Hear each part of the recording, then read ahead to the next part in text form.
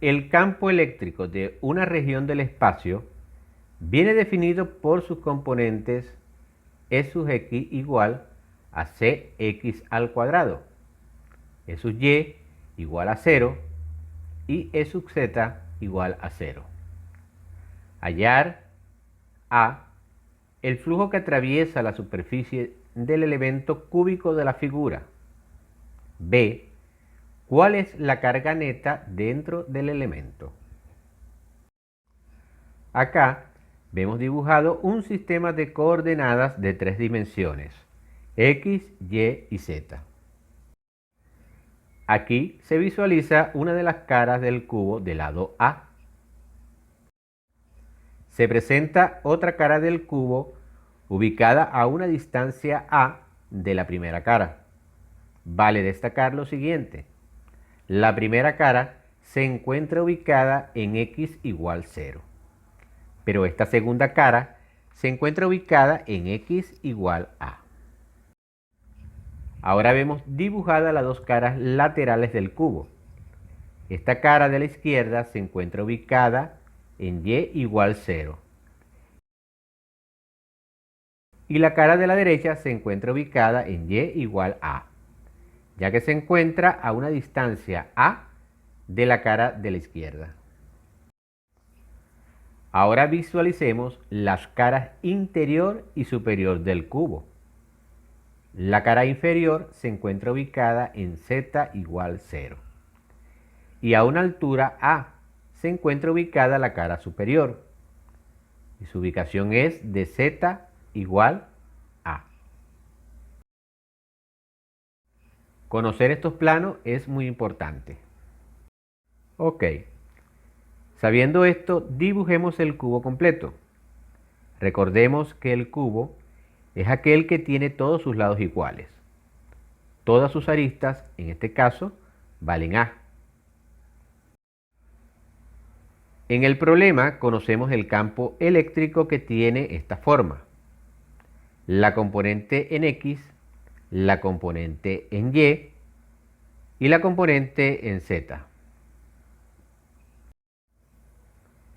También el problema nos da como dato la longitud A del cubo. Y nos piden el flujo eléctrico total en el cubo. Y además se pide la carga encerrada en este cubo. Ok, para calcular el flujo eléctrico en el cubo debemos analizar cada una de sus caras. La fórmula para calcular el flujo eléctrico a través de una superficie es igual al vector de campo eléctrico multiplicado por un vector unitario y multiplicado por el área de dicha superficie. Es muy importante comprender cada uno de estos elementos.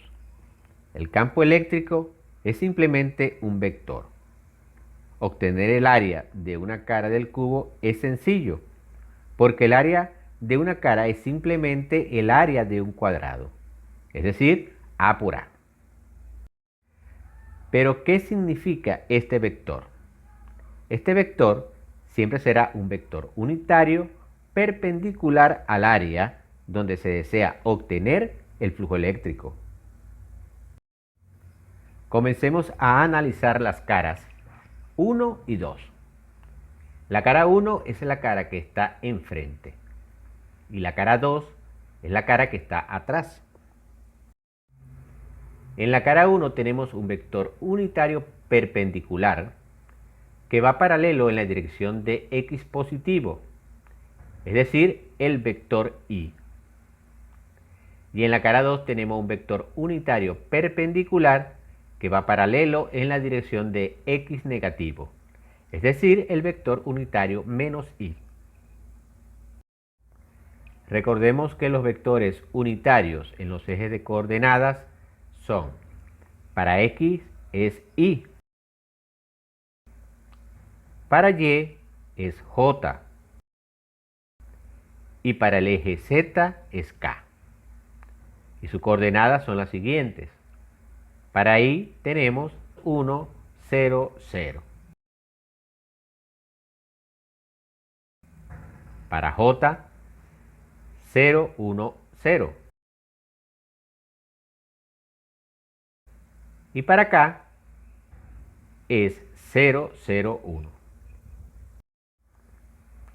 Para hallar el flujo eléctrico total en el cubo, debemos calcular el flujo eléctrico en cada una de las caras del cubo y luego sumar estos flujos. Es decir, el flujo 1 más el flujo 2, 3, 4, 5 y 6. Empecemos por calcular el flujo en la cara 1. En este caso, el flujo es igual al producto escalar entre el campo eléctrico, que es Cx al cuadrado, 0, 0, por el escalar del vector unitario. Como ya explicamos, el vector unitario en la cara 1 es y, cuyas componentes son 1, 0, 0, multiplicado por el área de la cara 1, que no es más que el área del cuadrado del lado A, y que es A elevado al cuadrado. Resolvemos el producto escalar entre E y el vector unitario de la siguiente manera. Multiplicamos las componentes en X, en este caso Cx al cuadrado por 1, que nos da Cx al cuadrado. Luego, las componentes de Y, que nos da 0, y sumamos al resultado. Y por último, la componente en Z, que también da 0, y se lo sumamos también al resultado. El producto escalar entre dos vectores genera como resultado un escalar. Así, esto es igual a Cx al cuadrado multiplicado por el área de la cara, que ya sabemos que es A al cuadrado. Se observa que el flujo depende de la coordenada X de la cara, que ya habíamos indicado que estaba ubicado en la coordenada X igual A. Por lo tanto, el flujo en la cara 1 es igual a esta función evaluada en X igual A, porque ahí es donde está ubicada la cara 1. Al resolver, nos queda que el flujo 1 es igual a C por X, pero X igual a elevado al cuadrado multiplicada por el área de la cara, que es A al cuadrado. Así, el flujo 1 es C por A a la 4.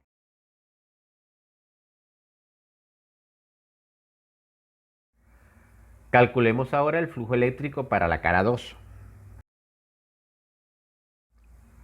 El flujo eléctrico en la cara 2 es igual al campo eléctrico, que ya sabemos que es Cx al cuadrado, 0, 0, por el vector unitario de la cara 2, que en este caso es menos i. Y hay que estar muy claro con esto. El vector unitario, además de ser perpendicular al área, siempre apunta hacia afuera de la superficie. Así, las coordenadas del vector menos i es menos 1, 0, 0, por el área de la cara, que es a al cuadrado. Realizamos la operación de igual forma que en la anterior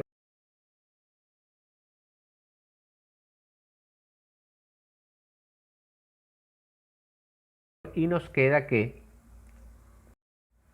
el flujo en la cara 2 es igual a menos Cx al cuadrado por A al cuadrado, pero la cara 2 está ubicada en X igual 0. Por lo tanto, al evaluar el flujo 2 en 0, sería igual a 0.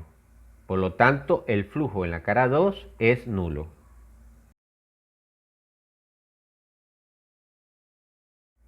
Analicemos ahora las caras laterales 3 y 4. Aplicando el mismo procedimiento, obtenemos el flujo 3.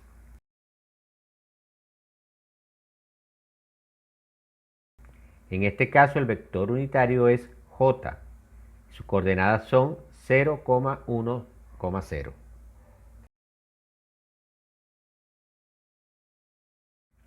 Operamos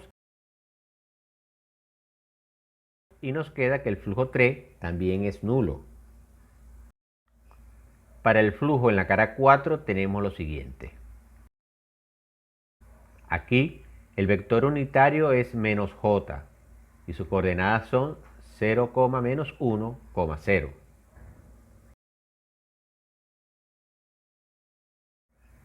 El resultado nos da que el flujo en la cara 4 también es nulo.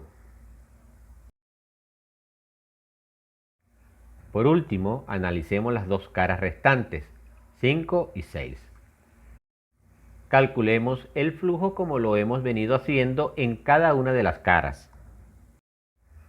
Para el flujo en la cara 5, el vector unitario es k.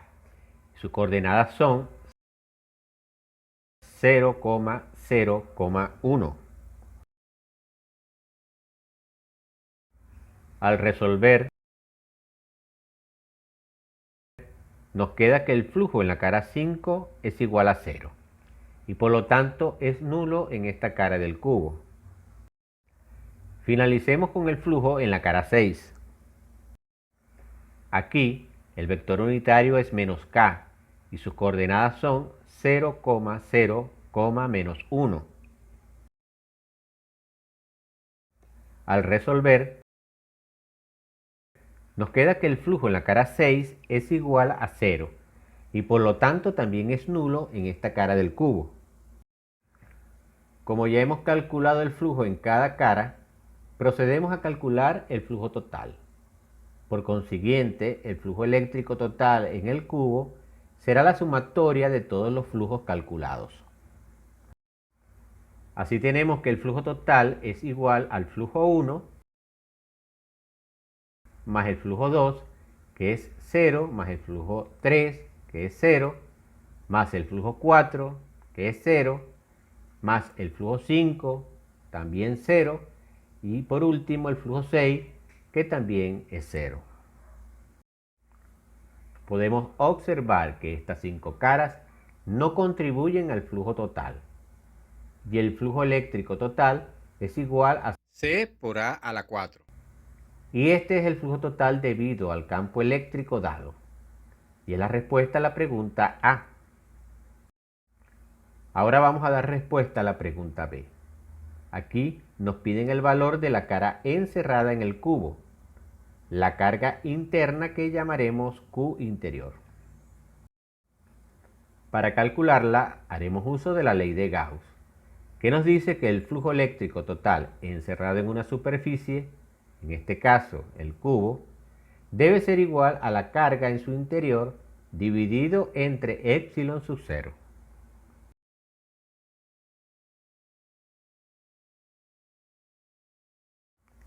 Ya conocemos el flujo total y la constante de permitividad es un valor conocido. Entonces despejamos Q interno para calcular el valor de la carga encerrada en el cubo. Así tenemos que la carga encerrada por el cubo es igual a epsilon sub 0 por el flujo eléctrico total.